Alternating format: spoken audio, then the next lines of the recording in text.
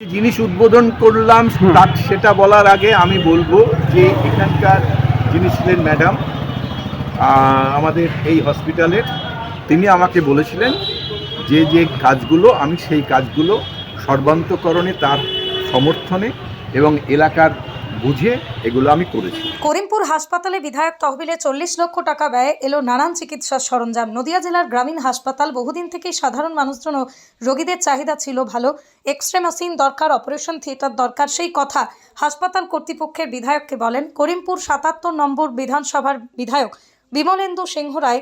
তিনি করিমপুর হাসপাতালের রোগীরা ভালো পরিষেবা পায়, তার জন্যই তিনি 3টি বিষয়ের শুভ উদ্বোধন করেন। বিধায়ক তহবিলের প্রায় 40 লক্ষ টাকা খরচ করে করিমপুর সদর দরজা ও digital X-ray machine, Asia operation থিয়েটারের শুভ উদ্বোধন করলেন আজ। উপস্থিত ছিলেন তেহট্ট হাসপাতাল সুপার, করিমপুর হাসপাতালের সুপার। বিধায়ক তিনি বলেন সাধারণ মানুষ ও রোগীরা উপকৃত হবে।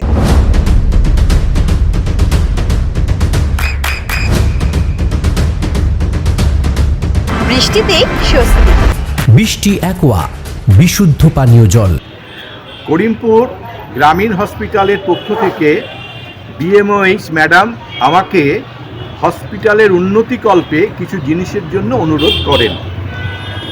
আমি আমার বিধায়ক তহবিল থেকে সাধ্যমতো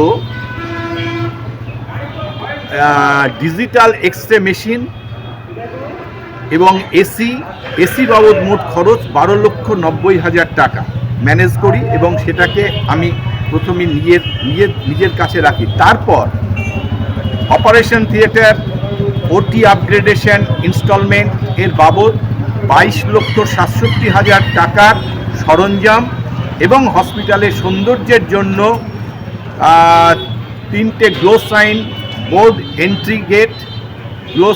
এন্ট্রি গেট বাবদ 5,33,000 টাকার কাজ করা হয় এবং এই কাজ করার ক্ষেত্রে আমাকে সকলেই ওরা সাহায্য করেছিল বিভিন্ন দিক থেকে এবং এইটা সাহায্য করার ফলে আমার একটাই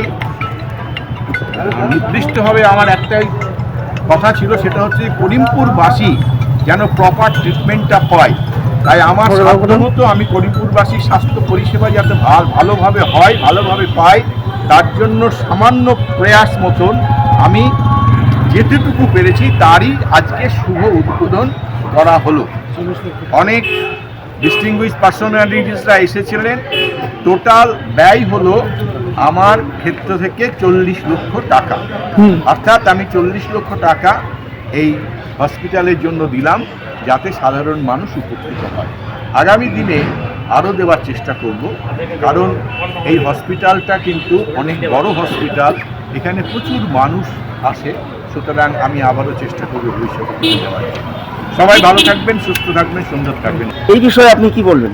আসলে অভিযোগ করলেই তো হবে না, অভিযোগগুলোকে একটু analytical point of the view থেকে বিশ্লেষণ করা দরকার। যে অভিযোগ করছে সেই অভিযোগটা যদি আমরা ঠিক মতন জানতে পারি, তাহলে সেই অভিযোগটাকে কি করে সলভ করা যায় তার ব্যবস্থা অন্তত কে করবে না করবে, দ্যাটস নট মাই লুকআউট, আমি করব। আপনার সন্তানের উজ্জ্বল ভবিষ্যতের সঠিক দিশা JRS public school. JRS public school, যেখানে শিক্ষা এবং আনন্দ একসাথে। JRS public school has an excellent team of teachers for the holistic development of your child. আপনার সন্তানের উজ্জ্বল ভবিষ্যতের একমাত্র ঠিকানা জেআরএস পাবলিক স্কুল। আপনি কোথায় ইনভেস্ট করবেন, কেন করবেন বুঝতে পারছেন না তো? সঠিক গাইডলাইন পেতে আজই আসুন নদিয়ার চাকদাতে নিবেদিতা প্রাইভেট লিমিটেডে। Nivedita private limited, marketing and distribution service. Balcony বা সিঁড়ির রেলিং, মডিউলার কিচেন বা ড্রয়িং রুম, এক কথায় আপনার স্বপ্নের বাড়িকে করে তুলুন আরো সুন্দর।